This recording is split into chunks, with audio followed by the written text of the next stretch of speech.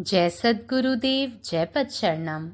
मेरे सद्गुरु की वाणी परम संत महात्मा यशपाल जी महाराज का प्रवृत्ति में निवृत्ति गृहस्थ धर्म के लिए श्रीमद् भगवद गीता का गीता सुधा भाष्य अध्याय 3 श्लोक 4।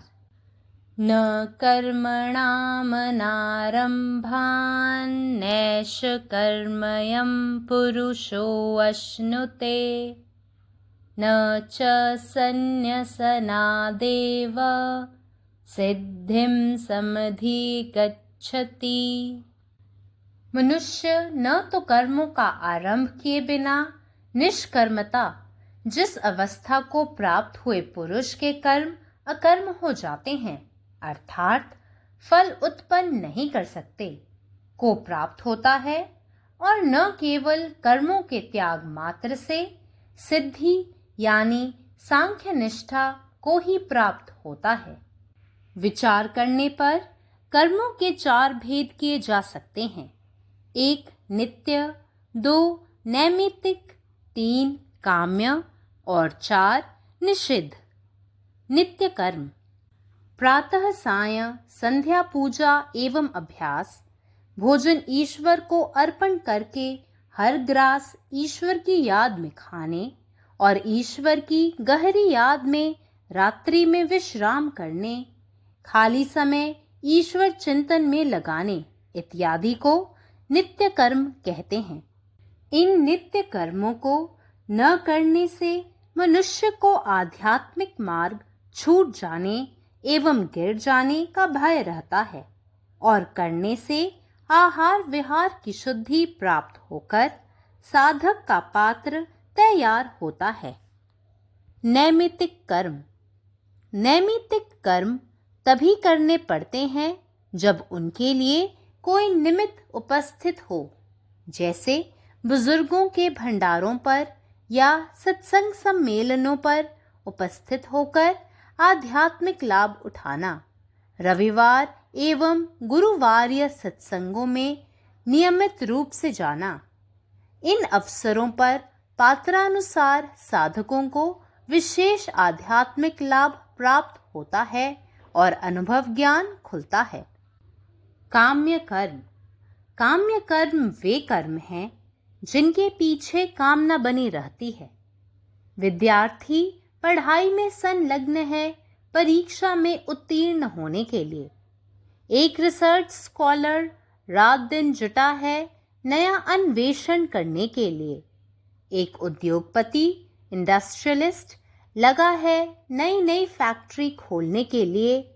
एक देशभक्त लगा है अपने देश के गरीबों की दशा सुधारने के लिए और अपने देश को दुनिया के दूसरे देशों की निगाह में ऊंचा उठाने के लिए। यह सब व्यावसायिक काम्य कर्म हैं, पर त्याज्य नहीं। इनका त्याग करने से दुनिया में जीवन ही मुश्किल हो जाएगा। यह सब कर्म तो सहज ही में प्राप्त हुए हैं, त्याज्य नहीं हैं, बल्कि अपना कर्तव्य समझकर बड़ी लगन के साथ करने हैं। त्याज्य हैं इन कर्मों में आसक्ति और फल की इच्छा। यह कैसे बनेगा, उचित प्रसंग आने पर खुलासा स्पष्ट किया जाएगा। निषिद्ध कर्म करने से पाप लगता है, इसलिए हरगिज नहीं करना चाहिए। कुछ निषिद्ध कर्म पाठकों की जानकारी के लिए नीचे दिए जा रहे हैं। व्यभिचार, बेगुनाह का दिल दुखाना, शत्रुता, द्वेष, डाह, कीना, निफाक, झगड़ा, तासुब, हठ धर्मी, चुगलखोरी, जुल्म, हत्या, खुदगर्जी, दगाबाजी, मक्कारी, धोखाबाजी, बेईमानी, बेइंसाफी, झूठ, बेरहमी, हृदय की कठोरता, गीबत, इत्हाम लगाना, आवाजें कसना, फबती उड़ाना, लोभ, चोरी, ख़यानत, रिया, फरेब, बदनियति, अहंकार, क्रोध, काम, बेहुदा बकवास, मस्खरापन, बेअदबी, असभ्यता, मनमतापन इत्यादि। निष्काम कर्म, कर्म करने पर भी जो न करने के समान हो, अर्थात जब किसी कर्म के पाप पुण्य का बंधन कर्ता को नहीं हो सकता, तब उस स्थिति को नैष्कर्म्य कहते हैं। जिस काम को करने से पहले, करते हुए और कर चुकने के बाद उसका संस्कार न बने, निष्काम कर्म कहलाता है। नैष्कर्म्य कैसे प्राप्त हो, इसका सरल अभ्यास एवं साधन आगे उपयुक्त स्थान पर दिया जाएगा। विचार ही वास्तविक कर्म है। No one can reach perfection or freedom from action or knowledge of the self by mere renunciation or by simply giving up activities without possessing the knowledge of the self. If a man simply sits quiet by abandoning action, you cannot say that he has attained the state of actionlessness. His mind will be planning, scheming, and speculating. Thought is real action. The sage who has attained perfection or has reached the state of actionlessness rests in his own essential nature as existence, knowledge, bliss absolute, Sachidanand Swarup. All his actions are automatically dedicated to the feet of the Lord, leaving no impression, sanskar, on the mind. He ever rests in his own self, Atman. How to achieve this state in practice shall be given at the appropriate place. Om. जय गुरुदेव, जय पदशरणम. अध्याय 3, श्लोक 4. एखादी व्यक्ती कर्म करण्यास सुरुवात केल्याशिवाय निष्क्रियता किंवा अशी स्थिती ज्यामध्ये व्यक्तीची कृती निष्क्रिय होते, म्हणजेच ती परिणाम देऊ शकत नाही, तोपर्यंत प्राप्त करत नाही आणि केवळ कर्माचा त्याग करूनही त्याला परिपूर्णता म्हणजेच सांख्यनिष्ठा प्राप्त होत नाही. चिंतन केल्यावर या 4 प्रकारचे कर्म आपल्याला ओळखता येतात. नंबर 1 नित्य किंवा दैनिक, नंबर 2 नैमित्तिक किंवा जे आपण अधूनमधून करतो, तिसरं काम्य किंवा इच्छित, आणि चौथं निषिद्ध कर्म. आता आपण पहिल्या कर्माकडे लक्ष बघूया, दैनिक कर्म. सकाळ आणि संध्याकाळची प्रार्थना आणि आचरण, देवाला अन्न अर्पण करणे आणि देवाच्या स्मरणात प्रत्येक घास खाणे, रात्री देवाच्या सखोल स्मरणात विश्रांती घेणे आणि देवाच्या चिंतनासाठी मोकळा वेळ घालविणे इत्यादींना दैनिक कृती असे म्हणतात. या दैनंदिन विधी करण्यात अयशस्वी झाल्यास आध्यात्मिक मार्गापासून दूर जाण्याचा आणि पतनाकडे नेण्याचा धोका असतो. तथापि ते केल्याने एखाद्याच्या खाण्याच्या सवयी आणि वर्तन शुद्ध होते. भक्ताला आध्यात्मिक साधनेसाठी तयार केले जाते. नंबर 2 नैमित्तिक कर्म किंवा जे आपण अधूनमधून करतो. नैमित्तिक कर्म फक्त तेव्हाच केले जाते जेव्हा त्याचे काही कारण असते, जसे की आध्यात्मिक लाभ मिळवण्यासाठी वडीलधाऱ्यांच्या मेजवानीला किंवा सत्संग मेळाव्यामध्ये उपस्थित राहणे आणि नियमितपणे रविवार आणि गुरुवारच्या सत्संगाला उपस्थित राहणे. या प्रसंगी साधकांना त्यांच्या पात्रतेनुसार विशेष आध्यात्मिक लाभ मिळतो आणि त्याच्या अनुभवांची अंतर्दृष्टी मिळते.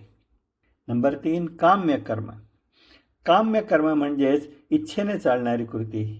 विद्यार्थी परीक्षा उत्तीर्ण होण्यासाठी अभ्यास करतो.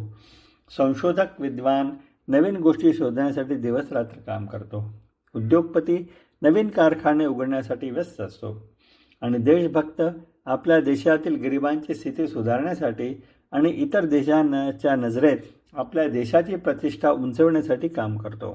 ही सर्व व्यावसायिक काम्य कर्म आहेत, परंतु ती सोडून देऊ नये. त्यांचा त्याग केल्याने या जगात जीवन कठीण होऊन जाईल. या सर्व कृती नैसर्गिकरित्या आल्या आहेत आणि त्या सोडायच्या नाहीत. उलट त्या स्वतःचे कर्तव्य समजून मोठ्या समर्पणाने त्या कराव्या लागतात किंवा केल्या पाहिजेत. या कृतींची आसक्ती आणि बक्षिसाची इच्छा सोडून दिली पाहिजे. हे कसे साध्य करता येईल, योग्य संधी आल्यावर हे स्पष्ट केले जाईल. नंबर 4 निषिद्ध कृती. निषिद्ध कृती करणे हे पाप आहे, म्हणून ते कधीच करू नये. वाचकांच्या माहितीसाठी काय निषिद्ध कृती खाली दिलेल्या आहेत. नंबर 1 व्यभिचार, नंबर 2 निष्पापांना दुखावणे, नंबर 3 शत्रुत्व, नंबर 4 द्वेष, नंबर 5 मत्सर, नंबर 6 द्वेष, नंबर 7 ढोंगीपणा, नंबर 8 भांडणे, 9 धर्मांधता, 10 निंदा, 11 अत्याचार, 12 खून, 13 स्वार्थ, 14 विश्वासघात, 15 धूर्तपणा, 16 फसवणूक, 17 बेईमानी, 18 अन्याय, 19 खोटेपणा, 20 क्रूरता, 21 हृदयाची कठोरता, 22 निंदा, 23 बढाई मारणे, 24 आवाज उठवणे, 25 इतरांची थट्टा करणे, 26 लोभ, 27 चोरी, 28 विश्वासघात, 29 ढोंगीपणा, 30 कपट, 31 वाईट हेतू, 32 अहंकार, 33 क्रोध, 34 वासना, 35 मूर्खपणा, 36 बडबड, 37 अनादर, 38 असभ्यता, 39 अहंकार इत्यादी. निष्काम कर्म. एखादी जेव्हा कृती केली जाते परंतु ती न केल्या इतकीच चांगली असते. म्हणजेच जेव्हा कर्ता कृतीच्या पापाने किंवा पुण्यामुळे बांधला जाऊ शकत नाही तेव्हा त्या अवस्थेला निष्काम्य म्हणतात. पूर्ण होण्यासाठी दरम्यान किंवा इतर कोणतीही छाप सोडत नाही अशा कोणत्याही कृतीला निस्वार्थ कृती म्हणतात. निस्वार्थ कृती साध्य करण्यासाठी सोप्या पद्धती आणि पद्धतीनंतर त्या योग्य ठिकाणी दिल्या जातील. ജയ ഗുരുദേവ്, ജയ പദശരണം. സദ്ഗുരുവിൻ്റെ സന്ദേശം. അധ്യായം 3 ശ്ലോകം 4. ന കർമ്മണ മനാരംഭ നൈഷ്കർമ്മ്യ പുരുഷോഷ്ണുതി ന ച സന്യാ സനോദേവ് സിദ്ധി സമാധി ഗച്ഛതി. കർമ്മങ്ങൾ ആരംഭിക്കാതെ മനുഷ്യർ നിഷ്കർമ്മം അഥവാ ഫലം ലഭിക്കാത്ത അവസ്ഥ കൈവരിക്കുന്നില്ല. കർമ്മങ്ങൾ ത്യജിച്ചുകൊണ്ട് മാത്രം സിദ്ധി അതായത് സാങ്ക്യനിശ്ചയം നേടുന്നില്ല. കർമ്മങ്ങളെ 4 തരംതിരിക്കാം. 1 ദിവസേനയുള്ള ജോലികൾ അഥവാ നിത്യകർമ്മം, 2 നൈമിത്തിക് കർമ്മങ്ങൾ, 3 കാമ്യകർമ്മം, 4 നിഷിദ്ധ കർമ്മങ്ങൾ. ദിവസേനയുള്ള ജോലി അഥവാ നിത്യകർമ്മം രാവിലെയും വൈകുന്നേരവും ആരാധനയും പരിശീലനവും, ഭക്ഷണം ഈശ്വരന് സമർപ്പിക്കുകയും ഈശ്വരസ്മരണയിൽ ഓരോ കണികയും കഴിക്കുകയും ഈശ്വരസ്മരണയിൽ രാത്രിയിൽ ആഴത്തിൽ വിശ്രമിക്കുകയും ഈശ്വരനെക്കുറിച്ച് ചിന്തിക്കാൻ ഒഴിവു സമയം ചിലവഴിക്കുകയും ചെയ്യുന്നതിനെ നിത്യകർമ്മം എന്ന് വിളിക്കുന്നു. ഈ ദൈനംദിന ആചാരങ്ങൾ അനുഷ്ഠിക്കാതിരിക്കുന്നതിലൂടെ ആത്മീയ പാത നഷ്ടപ്പെടുകയും ജീവിതത്തിൽ വീഴ്ചയുണ്ടാവുകയും ചെയ്യുമെന്ന് ഒരാൾ ഭയപ്പെടുന്നു. അവ അനുഷ്ഠിക്കുന്നത് ഒരാളുടെ ഭക്ഷണ ജീവിതശീലങ്ങളെ ശുദ്ധീകരിക്കുന്നു. അങ്ങനെ സാധകനെ ആത്മീയ പാതയിലേക്ക് സജ്ജമാക്കുന്നു. നൈമിത്തിക് കർമ്മം. ആത്മീയ നേട്ടം ഉണ്ടാകുന്നതിന് ഗുരുജനങ്ങളുടെ അഥവാ മുതിർന്നവരുടെ ഭണ്ഡാരകളിലോ സത്സംഗ സമ്മേളനങ്ങളിലോ പങ്കെടുക്കുക, ഞായറാഴ്ചകളിലും വ്യാഴാഴ്ചയും സത്സംഗങ്ങളിൽ പതിവായി പങ്കെടുക്കുക തുടങ്ങിയ കാരണങ്ങളുണ്ടെങ്കിൽ മാത്രമേ നൈതിക് കർമ്മം അനുഷ്ഠിക്കാനാവൂ. ഈ അവസരങ്ങളിൽ അന്വേഷകർക്ക് അവരുടെ കഴിവിനനുസരിച്ച് പ്രത്യേകം ആത്മീയ നേട്ടങ്ങളും അനുഭവജ്ഞാനവും ലഭിക്കുന്നു. കാമ്യകർമ്മം. കാമത്താൽ അല്ലെങ്കിൽ ആഗ്രഹത്താൽ നയിക്കപ്പെടുന്ന പ്രവർത്തനങ്ങളാണ് കാമ്യകർമ്മം. ഒരു വിദ്യാർത്ഥി പരീക്ഷ പാസ്സാകാൻ പഠിക്കുന്നു. ഒരു ഗവേഷണ പണ്ഡിതൻ പുതിയ കാര്യങ്ങൾ കണ്ടെത്താൻ രാവും പകലും പ്രവർത്തിക്കുന്നു. ഒരു വ്യവസായി പുതിയ ഫാക്ടറി തുറക്കുന്ന തിരക്കിലാണ്. ഒരു ദേശസ്നേഹി തൻ്റെ രാജ്യത്തെ ദരിദ്രരുടെ അവസ്ഥ മെച്ചപ്പെടുത്തുന്നതിനും മറ്റു രാജ്യങ്ങളുടെ കണ്ണിൽ തൻ്റെ രാജ്യത്തെ ഉയർത്തുന്നതിനും സമർപ്പിതനാണ്. ഇവയെല്ലാം തൊഴിൽപരമായി ആഗ്രഹിക്കുന്ന പ്രവർത്തനങ്ങളാണ്. അവ ഉപേക്ഷിക്കുന്നത് ഈ ലോകത്തിലെ ജീവിതം ദുഷ്കരമാക്കും. ഈ പ്രവർത്തനങ്ങളെല്ലാം സ്വാഭാവികമായി വന്നതാണ്. അവ ഉപേക്ഷിക്കരുത്. മറിച്ച് അവയെ സ്വന്തം കടമയാക്കി കരുതി വലിയ സമർപ്പണത്തോടെ അനുഷ്ഠിക്കണം. ഉപേക്ഷിക്കേണ്ടത് ഈ പ്രവർത്തികളോടുള്ള ആസക്തിയും ഫലത്തിനായുള്ള ആഗ്രഹവുമാണ്. ഇത് എങ്ങനെ നേടാം എന്ന് ഉചിതമായ അവസരം വരുമ്പോൾ വിശദീകരിക്കാം. നിഷിദ്ധ പ്രവർത്തികൾ. നിഷിദ്ധ പ്രവർത്തികൾ ചെയ്യുന്നത് പാപമാണ്. അതിനാൽ അവ ഒരിക്കലും ചെയ്യാൻ പാടില്ല. നിഷിദ്ധ പ്രവർത്തനങ്ങളുടെ ഉദാഹരണങ്ങൾ താഴെ പറയുന്നു. വ്യഭിചാരം, നിരപരാധികളെ വേദനിപ്പിക്കൽ, ശത്രുത, വെറുപ്പ്, അസൂയ, ദ്രോഹം, കാപട്യം, കലഹം, മതഭ്രാന്ത്, അസത്യം, നുണകൾ, ക്രൂരത, പരദൂഷണം, മറ്റുള്ളവരെ കളിയാക്കൽ, അത്യാഗ്രഹം, മോഷണം, വഞ്ചന, അഹങ്കാരം, അനാദരവ് തുടങ്ങിയവ നിഷിദ്ധ പ്രവർത്തികളുടെ കൂട്ടത്തിൽപ്പെടുന്നു. നിഷ്കാമകർമ്മ: ഒരു പ്രവൃത്തി ചെയ്തിട്ടും അത് സ്വയം ചെയ്തിട്ടില്ല എന്ന തോന്നൽ. നല്ലതാണെങ്കിൽ, അതായത് പ്രവൃത്തി ചെയ്യുന്നയാൾക്ക് പ്രവൃത്തിയുടെ പാപങ്ങളുമായോ പുണ്യങ്ങളുമായോ ബന്ധിക്കപ്പെടാൻ കഴിയാത്തപ്പോൾ ആ അവസ്ഥയെ നിഷ്കാമകർമ്മം എന്ന് വിളിക്കുന്നു. ഒരു കർമ്മം പൂർത്തീകരണത്തിന് മുമ്പോ പൂർത്തിയാകുമ്പോഴോ ശേഷമോ ഒരു മുദ്രയും അവശേഷിപ്പിക്കാത്ത ഏതൊരു പ്രവൃത്തിയെയും നിഷ്കാമകർമ്മം എന്ന് വിളിക്കുന്നു. പരമാത്മാവ് നീ തന്നെ, നിന്റെ ഇഷ്ടം പൂർണ്ണമാകട്ടെ. ജയ് സദ്ഗുരുദേവ്, జై పదశరణం. నా సద్గురు సందేశము గీతాసుధ పరసత్ మహాత్మా శ్రీ ఎస్ బాజీ మహారాజ్ వారిచే ప్రతిపాదించబడిన ప్రవృత్తిలో నివృత్తి గృహస్థ మార్గంలో గీతా భాష్యము అధ్యాయము 3 కర్మయోగము శ్లోకము 4 నకర్మణాం అనారంభ నైష్కర్యం పురుషో స్నుతే నచసన్య సనాదేవ సిద్ధం సమధిగచ్చతి. మానవులు కర్మలు చేయకుండానే నిష్కర్మతను అనగా ఏ స్థితి ప్రాప్తించినప్పుడు పురుషుని కర్మలు అకర్మలవుతాయో అనగా ఫలితమును ఉత్పన్నం చేయలేవో అట్టి స్థితిని పొందలేరు. మరియు కేవలం కర్మను త్యాగం చేసినంత మాత్రమున సిద్ధిని అనగా సాంఖ్యనిష్టను పొందలేరు. వివరించి చూడగా కర్మలు 5 రకాలుగా విభజించబడినట్లుగా తెలియబడుతున్నది. 1 నిత్య కర్మలు, 2 నైమిత్తిక కర్మలు, 3 కామ్య కర్మలు, 4 నిషిద్ధ కర్మలు, 5 నిష్కామ కర్మలు, 1 నిత్య కర్మలు. ఉదయం సాయంకాలం చేయు పూజ, అభ్యాసము, భోజనం పరమాత్మకు అర్పించి ప్రతి ముద్ద పరమాత్మ జ్ఞాపకంలో భుజించుట, రాత్రి సమయంలో పరమాత్మని గాఢమైన జ్ఞాపకం నిద్రించుట, ఖాళీ సమయాన్ని పరమాత్మలో గడుపుట ఇత్యాది క్రియలను నిత్యకర్మలని అంటారు. ఇట్టి నిత్యకర్మలను చేయని ఎడల మానవునకు ఆధ్యాత్మిక మార్గం నుండి దూరముగునని లేదా కిందకి జారిపోదులని భయం ఉండును. నిత్యకర్మలను అనుష్ఠించినట్లయితే ఆహారశుద్ధి, విహారశుద్ధి ప్రాప్తించి సాధకుడు పాత్రత కలిగి ఉండును. 2 నైమిత్తిక కర్మలు. నైమిత్తిక కర్మలు ఎప్పుడు ఆచరించబడుతూ ఉంటాయంటే వాటి కొరకు ఏదైనా కారణం ఉన్నప్పుడు మాత్రమే. ఎలాగనగా పూర్వగురువుల బండారా కార్యక్రమం నందు లేదా సత్సంగ సమ్మేళనం నందు పాల్గొని ఆధ్యాత్మిక లాభాన్ని పొందుట, మరియు ఆదివారం గురువారం సత్సంగులకు నియమానుసారంగా వెళ్తూ ఉండుట మొదలగునవి చేయుట. ఈ సమయం నందు పాత్రతానుసారంగా సాధకునకు విశేష ఆధ్యాత్మిక లాభం కలుగును మరియు అనుభవ జ్ఞానం కలుగుట ప్రారంభమగును. 3 కామ్యకర్మలు. ఏ కర్మల వెనుక కోరిక ఉంటుందో అవి కామ్యకర్మలు. విద్యార్థులు చదువు యందు సంపూర్ణముగా నిమగ్నమగుట, పరీక్షలందు ఉత్తీర్ణుడు కోసమే.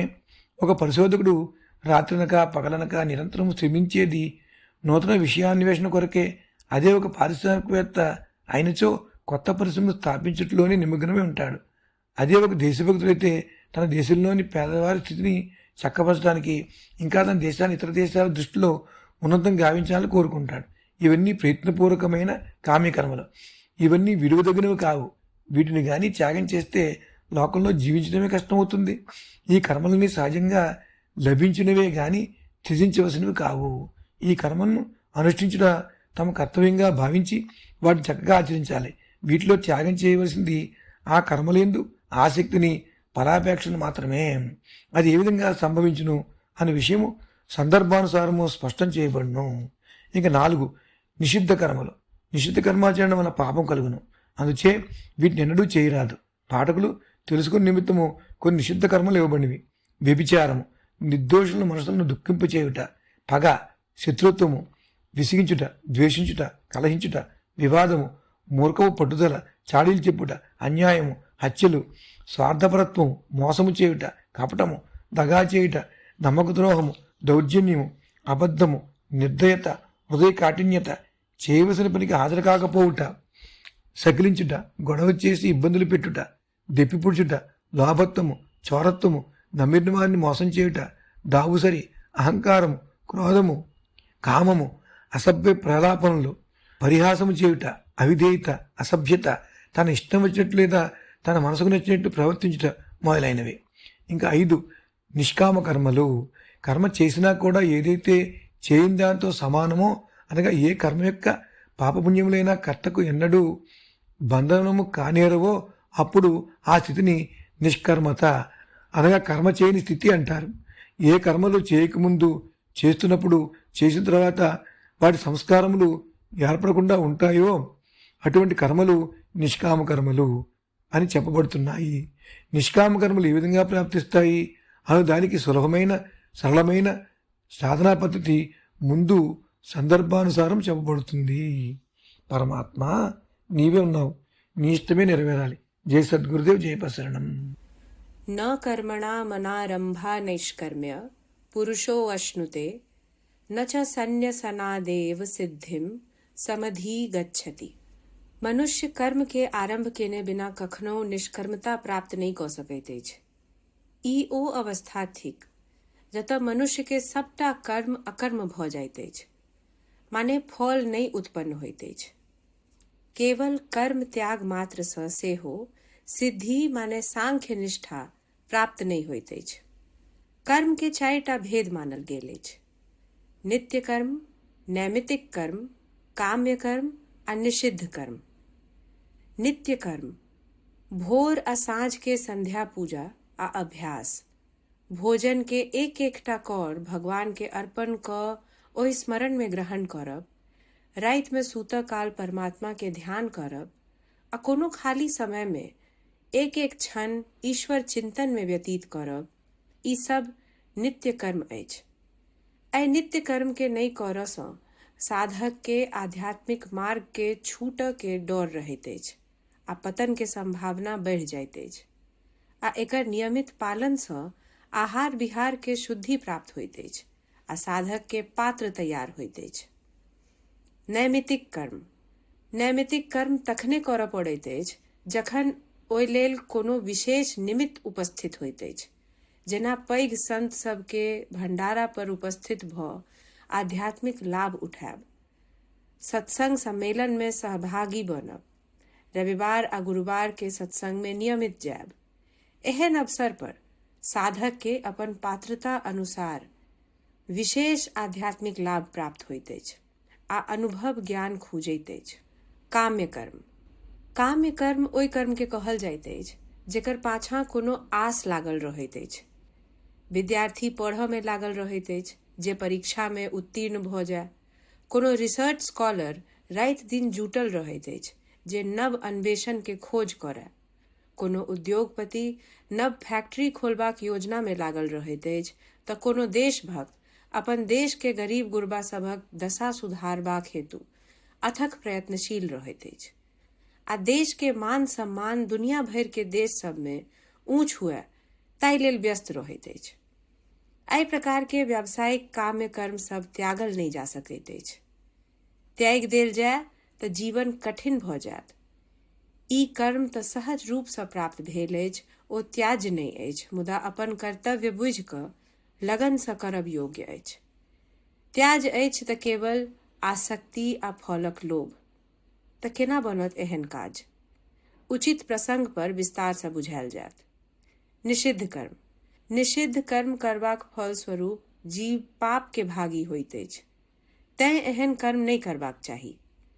पाठक सबके जानकारी लेल किछु निषिद्ध कर्म सबके सूची प्रस्तुत अछि। व्यभिचार, निर्दोष के हृदय दुखेनाइ, शत्रुता, डाह, झगड़ा, पाखंड, फुइस, चुगली, अत्याचार, हत्या, स्वार्थ, धोखा, प्रपंच, छल, बेईमानी, अन्याय, निर्दयता, हृदय के कठोरता, निराधार दोषारोपण, व्यंग, लोभ, चोर, विश्वासघात, देखावा, कपट, दुर्भावना, अहंकार, तामस, काम, असभ्यता आदि। एहि सभक त्याग करब साधक लेल अनिवार्य अछि, कारण जे एहन कृत आत्मा के मलिन करैत अछि आ साधन मार्ग सँ विमुख कऽ दैत अछि। निष्काम कर्म। कर्म कऽ लेबाक बादो एहन बुझाय जे कर्म नहीं कयल गेल अछि, माने जखन ओ कर्म कर्ता के पाप पुण्य के बंधन में नहीं पड़ऽ दैत अछि, तखन एहन अवस्था में नैष्कर्म्य कहल जाइत अछि। जाहि कर्म के करऽ सँ पहिने करे काल आ केला के बाद मन में ओकर संस्कार नहीं पड़ैत अछि, तय कर्म के निष्काम कर्म कहल जाइत अछि। एहि नैष्कर्म्य अवस्था के प्राप्त करऽ लेल सरल अभ्यास आ साधन आगा उचित स्थान पर विस्तृत रूप में स्पष्ट कयल जात। अखिल भारतीय संत मत सत्संग, पंजीकृत दिल्ली, मुख्यालय B20 CC colony, Rana Pratap Bagh के सामने, दिल्ली।